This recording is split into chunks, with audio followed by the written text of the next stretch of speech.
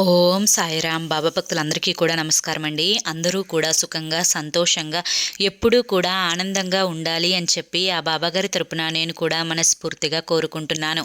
ఈరోజు బాబాగారు అందించే సందేశం ఏంటి అంటే కనుక, తల్లి, ఈరోజు నీ తలరాతనే మార్చే చిన్న కథని చెప్తాను. విన్న 24 గంటల్లోనే నువ్వు అద్భుతాన్ని చూస్తావు. నిర్లక్ష్యం చేయకు అని చెప్పి ఏదో తెలియని సందేశాన్ని ఈరోజు బాబాగారు మనకు అందించాలి అనుకుంటున్నారండి. మరి బాబాగారి యొక్క సందేశంలో ఉండే ఆంతర్యం ఏంటో మీరు పూర్తిగా కనుక గ్రహించాలి అంటే ఈ వీడియోని ఎక్కడా కూడా స్కిప్ చేయొద్దు. స్వయంగా బాబాగారి మాటల్లోనే ఉంటుంది వీడియోని ఎక్కడా స్కిప్ చేయకుండా చివరి వరకు చూస్తేనే మీకు పూర్తిగా అర్థమవుతుంది. ఇక చూసి వెళ్ళే వాళ్ళందరూ కూడా ఈ వీడియోకి ఒక చిన్న లైక్ ఇచ్చి వీడియోని వినడం స్టార్ట్ చేయండి. దానికంటే ముందు చాలామంది కూడా గురువుగారి గురించి అడుగుతున్నారండి. అక్క, ఎన్నో రకాల సమస్యలతో మేము సతమతమైపోతున్నాము, మీకు తెలిసిన గురువుగారు ఎవరైనా ఉంటే చెప్పండి అక్క అని చెప్పి అడుగుతున్నారు. నేను పదే పదే ఈ గురువుగారి గురించే ఎందుకు చెప్తున్నాను అంటే కనుక, నా జీవితంలో ఎన్నో రకాల కష్ట సమయాలలో ఉన్నప్పుడు నన్ను ఆ కష్టాల నుంచి బయటపడవేసి గురువుగారు చేసిన పూజల వల్ల ఈ రోజున నేను సంతోషంగా జీవితంలో ముందడుగు వేస్తున్నానండి. అలాగే మీకు జరగాలి అని చెప్పి నా కోరిక అన్నమాట. మీ జీవితాలలో ఎటువంటి సమస్యలున్నా కానీ శ్రీ షిరిడి సాయిబాబా ఆశీస్సులతో జ్యోతిష్యం చెప్పబడును. గురూజీ శివరామరాజు గారు. Phone number 9959422552. మీరు ఇప్పటి వరకు ఎన్నో చోట్ల జ్యోతిష్యం చెప్పించుకొని మీరు ఆశించిన మార్పులు మీ జీవితాలలో జరగలేదని చెప్పి బాధపడి ఉంటారు. కానీ ఇక్కడ అస్సలు అలా జరగదండి. మీ సమస్యలు ఏవైతే ఉన్నాయో, ప్రేమ, పెళ్లి, ఉద్యోగం, రాజకీయం, సంతానం లేక ఇబ్బంది పడుతున్న భార్యాభర్తల మధ్య గొడవలున్నా, అప్పుల సమస్యలున్నా, శత్రువుల సమస్యలున్నా, అవేంటో మీరు గురువుగారికి కాంటాక్ట్ అయ్యి అవి వివరించి చెప్పినట్లయితే వాటికి తగిన పూజలు మీకు గురువుగారు చేసి మీకు రోజులలోనే పరిష్కారాన్ని చూపిస్తారు. గురువుగారు చెప్పినట్లు 100కు 1000% జరుగుతుందండి. నమ్మకంతో కాంటాక్ట్ అవ్వండి. జీవితంలో సంతోషంగా ఉండండి. ఇక ఆలస్యం చేయకుండా బాబాగారి యొక్క సందేశం ఏంటో ఇప్పుడు మనం తెలుసుకుందాము. బిడ్డ, ఈరోజు నీ యొక్క తలరాతనే మార్చడానికి నీ ముందుకు వచ్చానమ్మా. నేను చెప్పే ఈ చిన్న కథలో నీ జీవితంలో అసలు నీకు ఇప్పుడు ఏం జరుగుతుందో పూర్తిగా ఉంటుంది.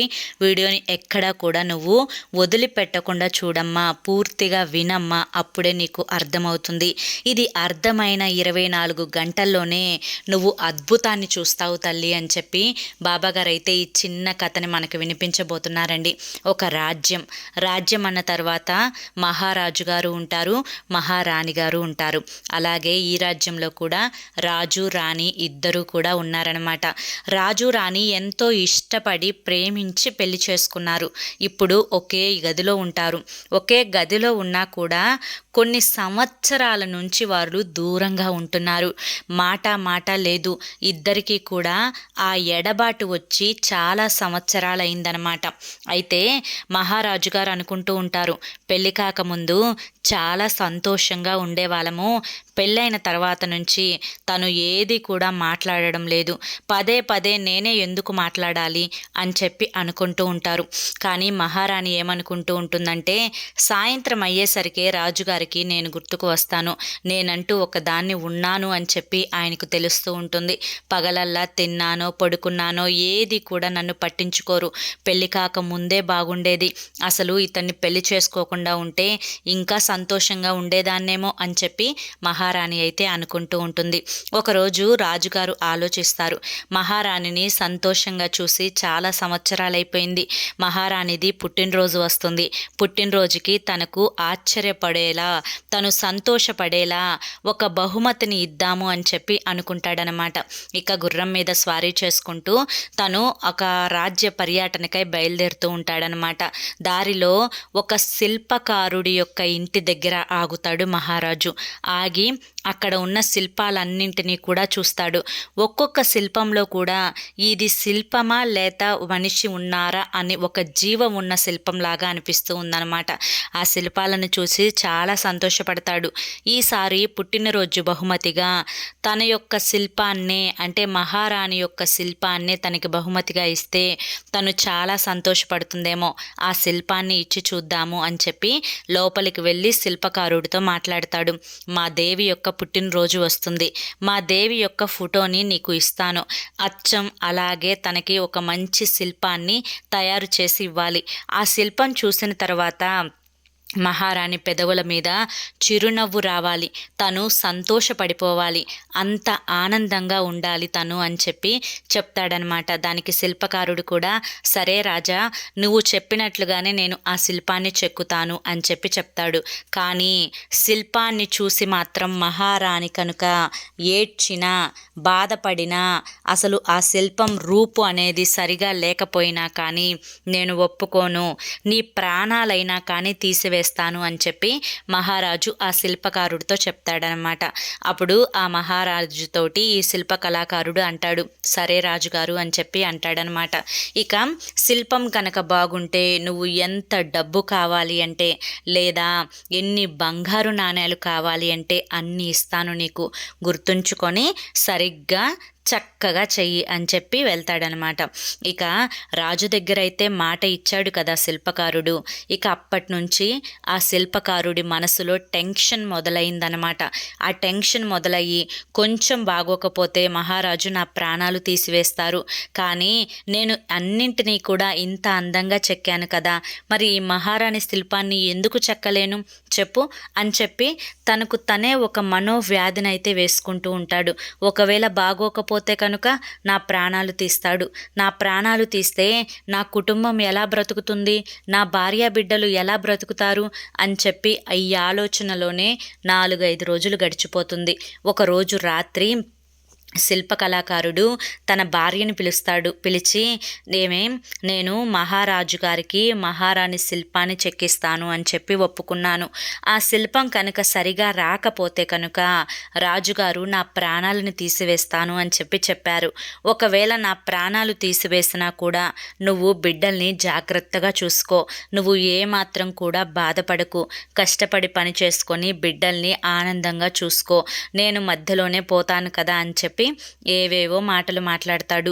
అలా మాటలు మాట్లాడుతూనే ఆ రాత్రి గడిచిపోతుంది. ఉదయాన్నే శిల్పకారుడి ఇంటికి ఒక భిక్షాటకుడు సన్యాసి రూపంలో వస్తాడనమాట. అంటే ఒక సన్యాసి, ఒక గురువు గారే భిక్షాటన చేసుకుంటూ వస్తారనమాట. వచ్చిన తర్వాత భిక్షాం దేహి అని చెప్పి అడుగుతారు. అప్పటికే రాత్రంతా బాధలో ఉన్న ఆ శిల్ప కళాకారుడు ఆ బాధలో ఉన్న మొహాన్ని పెట్టుకొని బయటికి వెళ్ళి ఆ సన్యాసికి భిక్షం ఇస్తాడనమాట. ఆ బాధలో ఉన్న శిల్ప కళాకారుడి యొక్క మొహాన్ని చూసి ఆ సన్యాసి ఏమంటారు అంటే, నాయన, జీవితంలో కష్టాలు అనేవి ఎల్లప్పుడూ ఉండవు, కష్టాలు వస్తూ ఉంటాయి పోతూ ఉంటాయి, అలాగే సుఖాలు కూడా వస్తూ ఉంటాయి, చిన్న చిన్న వాటిని చూసి భయపడితే ఎలా చెప్పు అని చెప్పి అంటారనమాట. అప్పుడు దానికి ఆ కళాకారుడు ఏమంటారు అంటే జరిగిందంతా కూడా చెప్తారు. దానికప్పుడు చెవిలో ఆ సన్యాసి కళాకారుడికి ఒక మాట చెప్తాడు. ఆ మాట విన్న తర్వాత చాలా బలం వస్తుంది కళాకారుడికి, మానసిక బలం. ఇక ఆ శిల్ప కళాకారుడు ఆ యొక్క మాట విన్న తర్వాత రాజమందిరానికి బయలుదేరతాడు. రాజమందిరానికి బయలుదేరి మహారాజు దగ్గరికి వెళ్తాడు. అతన్ని చూసి మహారాజు, ఏంటి కళాకారుడా, అంటే చెప్పిన దానికంటే ముందే వచ్చేసావు, ముందే శిల్పాన్ని సిద్ధం చేసేసావా, నన్ను ఆశ్చర్యపరచడానికి ముందుగానే వచ్చేసావా, సరే ఎక్కడ ఆ శిల్పం అని చెప్పి అడుగుతాడు. అప్పుడు కళాకారుడు, లేదు మహారాజా, నేను ఇంకా శిల్పాన్ని చెక్కలేదు, కానీ మీరు అనుకున్న దానికంటే ఒకరోజు ముందే శిల్పం మీ యొక్క మా రాజమందిరంలో ఉంటుంది. దానికంటే ముందు అసలు మహారాణితో నేను 2 మాటలు మాట్లాడాలి. ఆ 2 మాటలు కూడా శిల్పం అందంగా రావడానికి ఉపయోగపడతాయి. మీరు అనుమతిస్తే నేను మహారాణి గారితో మాట్లాడతాను అని చెప్పి శిల్పకారుడు అడుగుతాడు. దానికి రాజుగారు అనుమతి కూడా ఇస్తారనమాట. ఇక రాణిగారి దగ్గరికి వెళ్ళి 2 ప్రశ్నలు వేస్తాడు. మహారాణి, నేను మీ శిల్పం చెక్కడానికి వచ్చాను, అయితే అంటే ఆ మాట చెప్పడనమాట, నేను ఇక్కడ పొరపాటుని చెప్పాను, ఎందుకంటే ఆశ్చర్యపరచాలి కదా, అందుకని ముందుగా ఈ మాట చెప్పడు. కానీ మహారాజు దగ్గరికి వెళ్ళి శిల్పకళాకారుడు ఏమంటారు అంటే కనుక, స్త్రీలు అత్యంత సంతోషంగా ఎప్పుడుంటారు అని చెప్పి ప్రశ్నిస్తాడనమాట. అప్పుడు ఆ మహారాణి ఏం చెప్తుంది అంటే, ఏ స్త్రీ అయినా కానీ, కేవలం నేను మాత్రమే కాదు, ఏ స్త్రీ అయినా కానీ తన భర్త అన్నీ తనతో పంచుకున్నప్పుడు, తన బిడ్డలు తనని ప్రేమగా చూసుకున్నప్పుడు, కష్టం సుఖం అర్థం చేసుకున్నప్పుడు, తను బ్రతికినంతకాలం తన బిడ్డలు తనతోనే ఉన్నప్పుడు ఏ స్త్రీ అయినా కూడా సంతోషపడుతుంది అని చెప్పి చెప్తుందనమాట. తరువాత అత్యంత దుఃఖంతో ఏ స్త్రీ అయినా కానీ ఎప్పుడు బాధపడుతుంది అని చెప్పి అడుగుతారు. అత్యంత దుఃఖపడే స్త్రీ ఎప్పుడైనా కానీ దాని వెనుక కారణం ఏంటి అంటే కనుక భర్త చెప్పిన మాట వినకపోవడం, భర్త పరాయి స్త్రీ మోహంలో పడడం, లేదా తనని పట్టించుకోకుండా తన పనులే తనకి ముఖ్యం అని చెప్పి అనుకున్నప్పుడు, ఇలా భార్యకు దూరంగా ఉన్నప్పుడు ఏ భార్య అయినా కానీ అత్యంత దుఃఖంలో ఉంటుంది అని చెప్పి చెప్తాడనమాట. ఈ 2 మాటలు విన్న కళాకారుడు ఇంటికి వెళ్ళిపోయి ఒక అందమైన శిల్పాన్ని అయితే చెక్కుతాడనమాట. చెక్కి దాని మీద ఒక క్లాత్ అంటే ఒక తెల్ల గుడ్డని కప్పేస్తాడనమాట. ఇక తెల్లవారి పుట్టినరోజు అనగా ఒక రోజు ముందే ఆ కళాకారుడు ఆ శిల్పాన్ని తీసుకుని రాజమందిరానికి వెళ్తారనమాట. వెళ్ళిన తర్వాత సరిగ్గా పుట్టినరోజు సమయం కూడా ఆసన్నమవుతుంది. ఇక మహారాజు ఆ శిల్పాన్ని తీసుకుని వెళ్ళి మహారాణి ముందు ఉంచి, దేవి, ఈ యొక్క పుట్టినరోజు బహుమతిగా నీ కోసం నేను ఒక ఆశ్చర్యపరిచే బహుమతిని తీసుకొని వచ్చాను.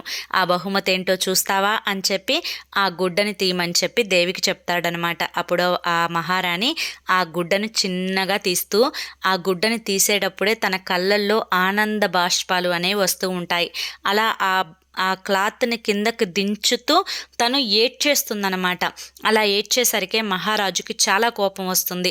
ఈ యొక్క శిల్పం సరిగా బాగోలేదు అని చెప్పి మహారాణి బాధపడుతుంది, ఏడుస్తుంది. అసలు ఆ శిల్ప కళాకారుడు ఎక్కడ, అతన్ని వెంటనే తీసుకురండి అని చెప్పి చెప్తుందనమాట. చెప్తారనమాట రాజుగారు ఆ యొక్క సేవకులకి. అయితే మహారాణి ఏమంటుందంటే, ఆగండి ఆగండి, ఈ శిల్ప కళాకారుడు చాలా చక్కటి శిల్పాన్ని చెక్కాడు. నిజానికి ఇవి నా కన్నీటి బాష్పాలు కాదు, నా ఆనంద బాష్పాలు.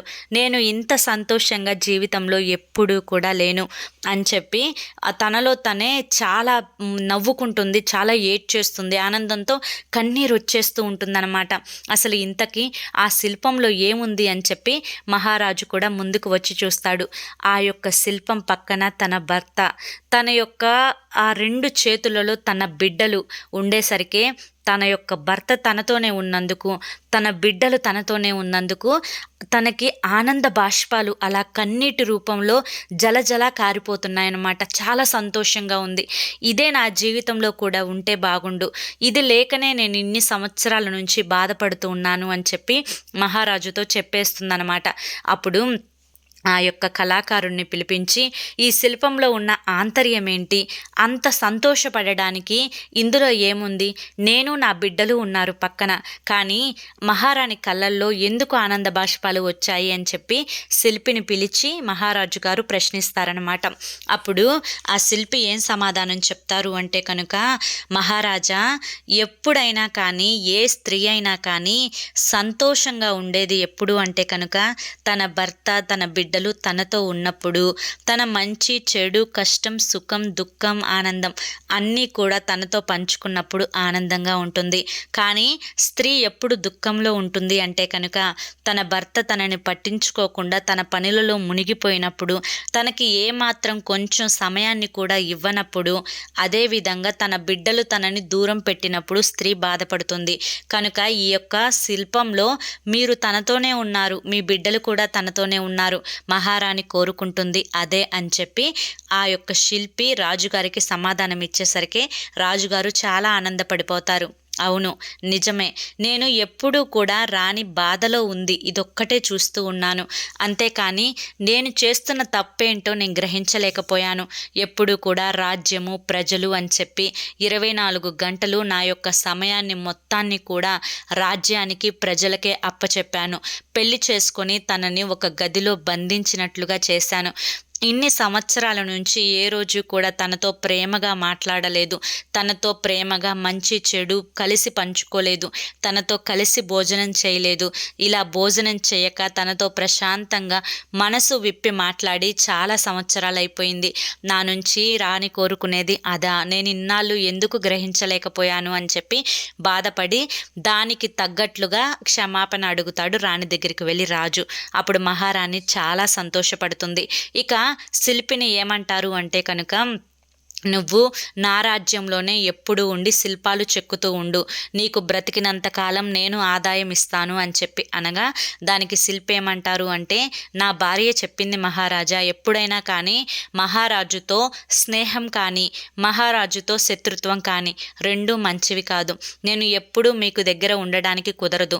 నేను నా భార్య బిడ్డలతో నా ఇంటి దగ్గర అలా శిల్పాలు చెక్కుకుంటూ వచ్చిన రూపాయితోనే ఆనందంగా బ్రతుకుతాను అని చెప్పి చెప్తుందన్నమాట. అప్పుడు చెప్తారనమాట శిల్పి. ఆ మాటలు విన్న మహారాజుకి నిజమే కదా అని చెప్పి అనిపించింది. అయితే ఇక్కడితో కథ ముగుస్తుంది. ఈ కథ ద్వారా బాబాగారు చెప్పాలి అనుకుంటున్న నీతి ఏంటి అంటే కనుక, తల్లి ఎప్పుడైనా కానీ నువ్వు కూడా నీ భర్త నుంచి కోరుకుంటుంది అదే కదా. నీ భర్త నీకు ఏ మాత్రం కూడా సమయాన్ని ఇవ్వకుండా తన సమయాన్ని అంతా కూడా బయట గడుపుతూ ఉన్నారు అని చెప్పే కదా నీ యొక్క బాధ. నీ బిడ్డలు నువ్వు చెప్పిన మాట వినడం లేదు అనే కదా నీ బాధ అంతా. అయితే ఈ కథని నువ్వు వారికి తప్పకుండా వినిపించాలి. ఎందుకంటే ఇది నీ మాట నా మాట కాదు, ఇది బాబాగారి యొక్క మాట అని చెప్పి వినిపించు. ఖచ్చితంగా ఇది విన్న 24 గంటల్లోనే నీ భర్తలో మార్పు అనేది వస్తుంది. ఎందుకంటే ఈ భూమి మీద ఒకరికి ఒకరు ఏ స్వార్థం లేకుండా ఏ కల్మషం లేకుండా ప్రేమగా కలిసేది భార్యాభర్తలు మాత్రమే. ఎక్కడో పుట్టి ఎక్కడో పెరిగి తననే నమ్ముకొని వస్తుంది భార్య. అటువంటి భార్యకు తనకి కొంచెం సమయాన్ని ఇచ్చి తన మనసులో ఉన్న ఆలోచనలతో నేను ఉన్నాను అనే ధైర్యాన్ని ఇవ్వడం భర్త యొక్క మొదటి గొప్ప లక్షణం. ఆ లక్షణాన్ని నీ భర్త నీతో పంచుకునేలా తన మనసుని నేను మారుస్తానమ్మా. ఎందుకంటే నా బిడ్డ బాధపడుతూ ఉంటే నేను సంతోషంగా ఉండలేను కదా. నీకేం కావాలో నాకు తెలుసు. నీ భర్త నుంచి నేనున్నాను అని కొంచెం సమయాన్ని ఇవ్వడం. ఆ సమయాన్ని ఖచ్చితంగా ఇది విన్న తర్వాత నీ భర్త నీకు ఇస్తారు తల్లి. నిన్ను ప్రేమగా చూసుకుంటారు. నీ యొక్క మంచి చెడు ఆలకిస్తారు. ఈ ప్రపంచంలో తల్లిని మించిన దైవం లేదు. కనుక నీ బిడ్డలు కొంచెం నీతో రెటమతంగా మాట్లాడుతున్నారు అనే కదా తల్లి నీ యొక్క ఆందోళన.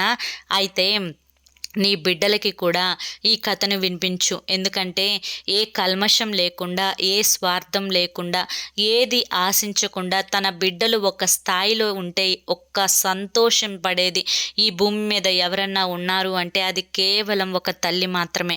కనుక ఆ తల్లిని వదులుకోకూడదు. ఆ తల్లిని గౌరవించాలి, ఆ తల్లిని ప్రేమించాలి, ఆ తల్లిని లాలించాలి అని చెప్పి నీ బిడ్డలకు అర్థమయ్యేలా నేను చెప్తాను తల్లి. కనుక ఈ కథని కూడా వారికి వినిపించు. ఇది విన్న 24 గంటల్లోనే నీ జీవితంలో అద్భుతం జరుగుతుంది. నువ్వు ఆశించిన మార్పులు నీ భర్త బిడ్డలలో వస్తాయి. కనుక నిర్లక్ష్యం చేయకుండా నేను వినిపించమన్నాను అని చెప్పి వారికి వినిపించు తల్లి అని చెప్పి ఈరోజు బాబాగారు మనకి చాలా చక్కటి సందేశాన్ని అందించారండి. మరి ఈ సందేశంలో ఎంతో గొప్ప ఆంతర్యం ఉంది. బయట ఎన్ని పనులు చేసుకొని వచ్చినా బయట నలుగురితో కలిసి మాట్లాడతాడు మగవాడు.